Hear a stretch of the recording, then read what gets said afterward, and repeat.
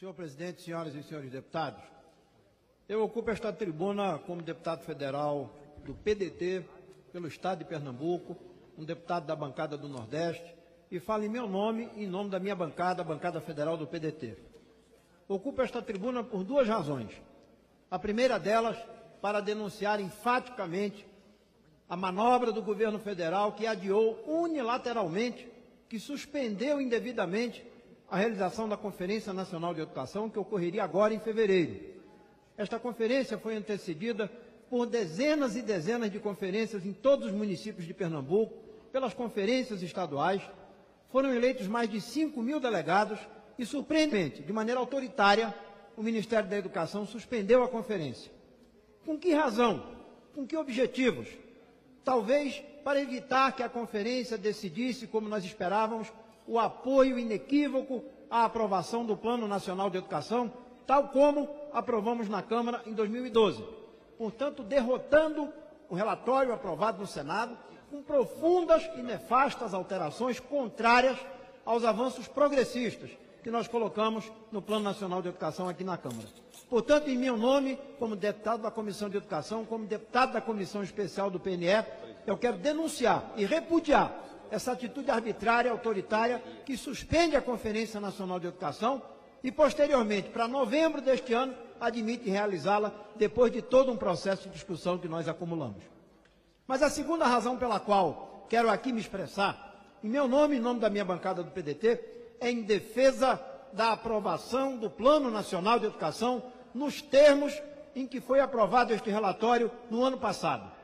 Nós aprovamos, aliás, em 2012, as metas do financiamento da educação, a valorização dos profissionais da educação, apontamos metas para que coloquemos todas as crianças na escola, desde as creches, na educação infantil, apontamos metas para o aprimoramento da gestão educacional em todos os níveis, na educação básica e na educação superior. Mas quero também, senhor presidente, iniciar esse pronunciamento trazendo algumas perguntas e, através delas, fazendo uma reflexão sobre o Brasil, o seu passado, o seu presente e o seu futuro, e, nesta perspectiva, o papel estratégico do Plano Nacional de Educação como uma ferramenta de emancipação da nossa nação. Quais são as perguntas que trago a esta casa? Quais são as perguntas que, em nome do PDT, eu trago ao país? Primeiro, porque temos um elevado analfabetismo e porque temos tanta desigualdade regional na renda e na educação brasileiras. Porque temos milhares de escolas públicas sem bibliotecas, internet, computadores, quadras de esportes, laboratórios de ciências, água e energia. Porque o Brasil chega em 2014, senhor presidente, com 11 estados do Norte, Nordeste, Sudeste e Centro-Oeste, com mais de 40% de professores com contratos precários. Porque temos mais de 43% de professores na educação infantil e 31,8% no ensino fundamental sem o nível superior. E por que é que aprovamos a Lei 11.738, a Lei do Piso, em 2008, depois de 2 anos de amplos debates no Congresso Nacional, e hoje assistimos governadores e prefeitos que não pagam o piso e que entram com ações judiciais contra as disposições da Lei 11.738. Ora, senhor presidente, é preciso concluir perguntando por que é que a nossa juventude ainda está fora da escola, com a maior taxa do mundo no abandono precoce das salas de aula. Para nós do PDT, estas questões não são obras do acaso. O Brasil chega em 2014 como um país dividido em 5 ou 6 pedaços. Para a população mais rica, a população branca, que vive nos bairros de luxo das nossas capitais, nós temos uma educação padrão Finlândia. Para os negros, para os mais pobres, das zonas rurais, para aqueles que vivem o passado e o atraso da nossa economia, nós temos uma educação do padrão dos países pobres da América Latina e do padrão dos mais pobres países africanos. Ora, senhor presidente, são 192 anos de independência, são 125 anos de república, e as elites econômicas e políticas que governaram esta nação foram e continuam sendo incapazes de promover a revolução da educação. São heranças de mais de 300 anos de colônia, quase 7 décadas do império e algumas décadas de uma república das oligarquias. Nós nos acostumamos, como estava escrito na carta de Pero Vaz de Caminha ao rei de Portugal, Nós nos acostumamos a ficarmos deitados eternamente em berço esplêndido, como está no hino nacional, ou dizendo ao mundo, em se plantando, tudo dá. Por isso é que não assistimos à revolução da educação, que deveria ter sido feita por tantos e tantos governos, em tantos e tantos momentos do Império e da República ao longo do século XX.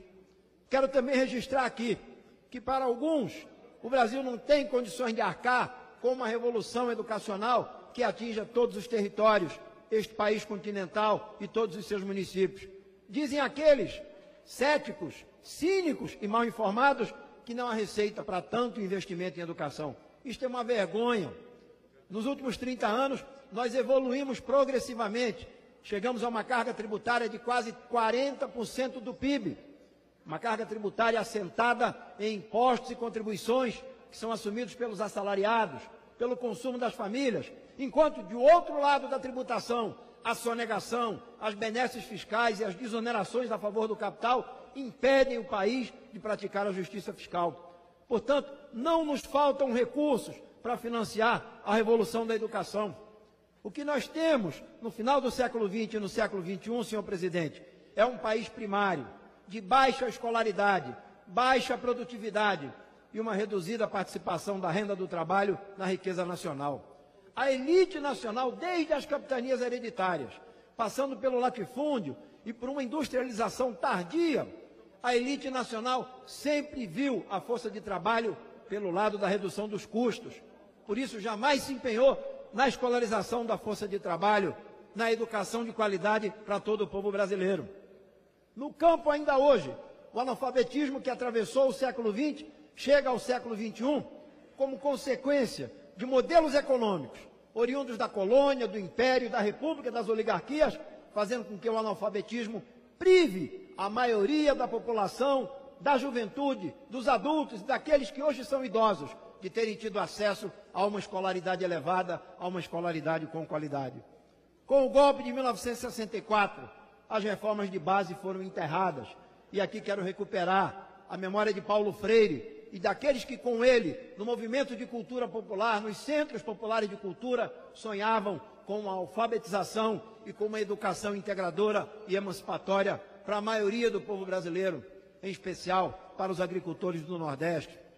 Quero também registrar, senhor presidente, que neste momento em que aqui estamos defendendo, em nome do PDT, a aprovação do Plano Nacional de Educação, conforme relatório aprovado por esta Casa, portanto, em oposição, em condição diametralmente oposta à proposta aprovada pelo Senado, nós queremos também dizer que mesmo nos momentos em que a sociedade brasileira, no ciclo de redemocratização, após a Constituinte de 46, após a Constituinte de 86 e mesmo após o Plano Real de 1994, mesmo nesses momentos de grande apoio popular, de grande apoio eleitoral, as elites governamentais foram incapazes.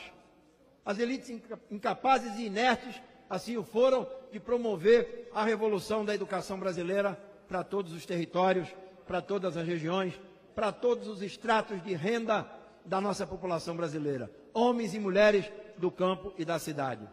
Em 2002, senhor presidente, a esperança se colocou como a espinha dorsal, a alavanca maior, para que, enfim, com a eleição do presidente Lula, fizéssemos a revolução da educação. Num zigue-zague reconhecido por todos, o governo antes negociou com os mercados a manutenção integral do tripé câmbio flutuante, metas de inflação e superávit primário, herdado do governo de Fernando Henrique.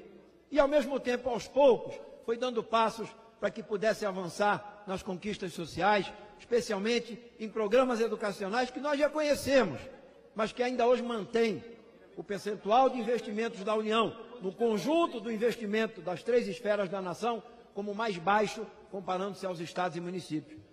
De pouco mais de 5,4% investidos como proporção do PIB na educação brasileira, a União, que é quem mais arrecada, chega a quase 58% de impostos e contribuições, a União coloca apenas de 1 a 1,2% de investimentos do PIB para a educação. Por isso, em 8 anos, não chegamos sequer, durante o mandato do presidente Lula, a 7% do PIB em educação.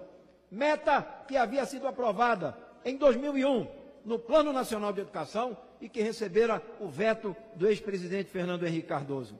De novo, portanto, não fizemos a revolução da educação. Ora, todos nós sabemos que quem planta urtiga não colhe alface. Se nós formos incapazes de alavancar a arrecadação de impostos a favor de um projeto nacional de desenvolvimento, tendo como pilar essencial um plano nacional de educação, o que é que nós estamos colhendo? Nós estamos colhendo, em especial nos últimos 10 anos, avanços sociais que não são suficientes para transformarmos a matriz do conhecimento, da produção e da inserção externa da economia brasileira.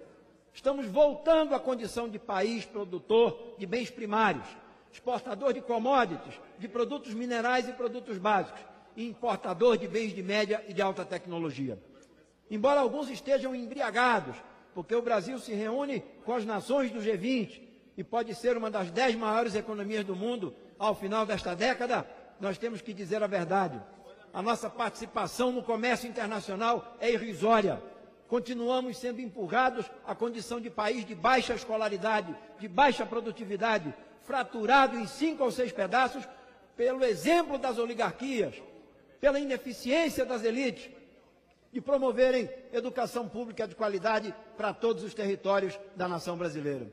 Por isso é que nós queremos reiterar aqui, como professor que fui da rede pública estadual em Pernambuco, professor que fui e sou licenciado da Universidade Federal de Pernambuco, como dirigente sindical, talvez como poucos que ainda restam nesta casa, oriundo das lutas sindicais dos anos de 1970, de 1980, quem sabe poucos poderão voltar a esta casa em função do aumento do capital privado no financiamento das campanhas, em função da pressão da corrupção nas administrações públicas, mas quero aqui registrar nessa condição.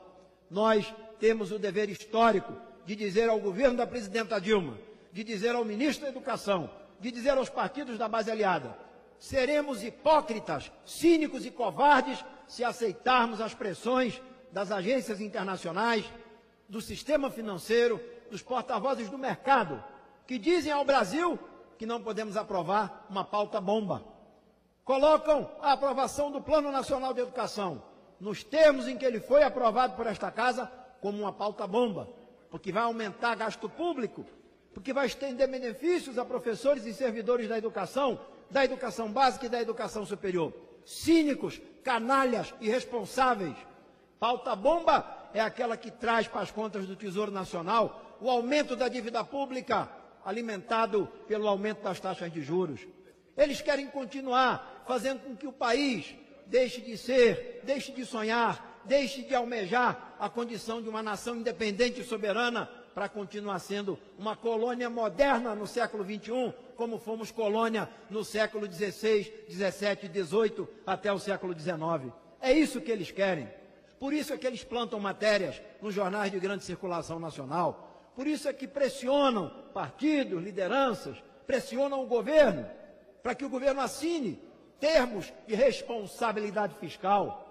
Onde está a responsabilidade fiscal de um país que durante tantos anos elevou a carga tributária, transfere e compromete quase 45% dos recursos do Tesouro Nacional apenas com o pagamento dos juros e amortização da dívida pública? Onde está a responsabilidade fiscal nesta arquitetura financeira e orçamentária? Isto é uma falácia, é uma vergonha, é uma indecência, é um atentado à soberania nacional. Por isso é que nós dizemos: vamos aprovar o Plano Nacional de Educação. Vamos dar ao país a chance histórica, depois de 192 anos da sua independência, depois de 125 anos da sua república, depois de 82 anos do lançamento do Manifesto dos Pioneiros da Educação em 1932, que já nos alertavam: não pensem que um Brasil prospera, não pensem que um país se desenvolve se ele não iniciar fundamentalmente pela educação e pelo conhecimento. Nós fomos surpreendidos durante anos por pressões, nós adotamos estratégias erradas, o Brasil se sacrificou para atender aos interesses financeiros dos grandes capitais internacionais que diziam para nós, há 40 anos, país que não se endivida, não cresce. Daí atentamos Nos contaminamos e tivemos uma dívida externa brutal que comprometeu o nosso futuro. Exportamos capitais quando éramos um país que precisava de capitais para fazer a reforma agrária, para fazer a reforma urbana, para unificar a saúde, para garantir educação pública de qualidade, para promover o desenvolvimento regional, como sonhava Celso Furtado, paraibano de grande estirpe, nosso grande mestre. Por isso é que eu quero aqui, como deputado federal da Comissão de Educação, como professor de educação básica, como professor universitário, como militante sindical da educação, dizer: nós vamos aprovar o Plano Nacional de Educação nos termos em que aprovamos na Câmara dos Deputados em 2012. Não vamos negociar nada, não porque sejamos intransigentes. Intransigentes são aqueles que aqui vieram pelas naus portuguesas comandados por Cabral. Intransigentes foram aqueles que fizeram uma independência de meia tigela. Intransigentes são as oligarquias que comandam a República há mais de 120 anos. Intransigentes são os que querem transformar o patrimônio da nação brasileira na renda privilegiada pelo pagamento dos juros ao capital financeiro. Mas quero ouvir com muita satisfação o deputado Luiz Couto, do Estado da Paraíba. Deputado Paulo Rubem, parabenizar Vossa Excelência pelo pronunciamento. Vossa Excelência, como educador que é, e nessa perspectiva de que nós temos que cuidar da educação. A educação vai resolver uma série de problemas que nós vivemos hoje. Então, querem reduzir a maioridade penal, querem aumentar as penas, ou seja, é investir em educação. Educação para todos, a partir da educação infantil, né? Ou seja, educação para, como Vossa Excelência disse, de qualidade, mas principalmente educação para a cidadania, que esse é um elemento importante, para que todos percebam, né, que este país só vai mesmo ser um país com justiça social quando nós tivermos investimento maciço em educação, em ciência e tecnologia. Isso é fundamental. Vossa Excelência hoje traz com certeza, e é importante que esse Plano Nacional seja votado, aquilo que foi votado aqui na Câmara, para que nós possamos fazer com que a educação brasileira possa resolver uma série de problemas, como o problema da violência sob as suas diversas formas, também da corrupção, que é outro elemento. Eu fico triste, deputado, ao verificar numa operação que a Polícia Federal fez, ao identificar 221 municípios, onde dois itens que são fundamentais, um da saúde, que era do Fundo Nacional de Saúde, onde houve desvio nesses 221 municípios, e o outro era também da educação também, né? Onde também o recurso do Fundeb foram desviados. Então, mostrando de que Vossa Excelência tem toda a razão e parabéns, porque é dessa forma que nós iremos fazer desse país um país soberano. Obrigado, deputado Luiz Couto, e eu concedo a palavra ao meu companheiro de bancada do Estado do Maranhão, deputado Everton Rocha. Deputado professor Paulo Rubem, primeiro lhe parabenizar pelo brilhante pronunciamento, este tema de grande relevância e importância que tem no nosso país, e dizer que nós, que somos da bancada do PDT, temos orgulho de ter Vossa Excelência como um colega de bancada e atuante. Eu tenho certeza que o Estado do Pernambuco vai saber reconhecer esse trabalho e empenho que o senhor, professor Paulo Rubem Santiago, tem tido aqui no pleno exercício e de função do seu mandato. Então, professor, para contribuir, encerro dizendo aqui que este tema, ele tinha que ser a ordem do dia. Porque se a gente estivesse fazendo isso daqui há 6 anos atrás, hoje o Brasil não estava discutindo redução de maioridade penal. Porque criança na escola em tempo integral estava aí, com certeza, hoje estando preparada para ajudar esse país a desenvolver. E não aí matando e às vezes sendo criminalizado na rua, como hoje acontece. Parabéns, professor Paulo Rubem. Muito obrigado, companheiro Everton Rocha, deputado do PDT do Maranhão. E quero concluir, senhor presidente, com vossa anuência, se puder me dar mais um minuto, dizendo que o PDT, através da sua bancada, defende com clareza e convicção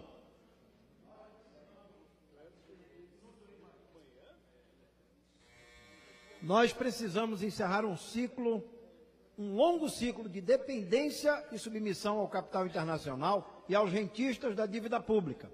nós precisamos colocar como espinha dorsal, como elemento fundamental, como alavanca desse processo de superação deste ciclo de dependência, um plano nacional de educação associado a um plano estratégico de desenvolvimento e soberania para a nossa nação. Por isso, vamos retomar os princípios e as diretrizes do Manifesto dos Pioneiros de 1932, vamos retomar e aprovar mais uma vez o Plano Nacional de Educação, como aprovamos em 2012, aqui na Comissão de Educação e no plenário, e quero terminar rendendo a minha homenagem a todos aqueles e aquelas que deram sua vida e sua capacidade intelectuais ao Plano Nacional e à educação brasileira, registrando a figura de Paulo Freire, Florestan Fernandes, Leonel Brizola, Darcy Ribeiro, Anísio Teixeira e tantos outros que querem um país soberano. Muito obrigado.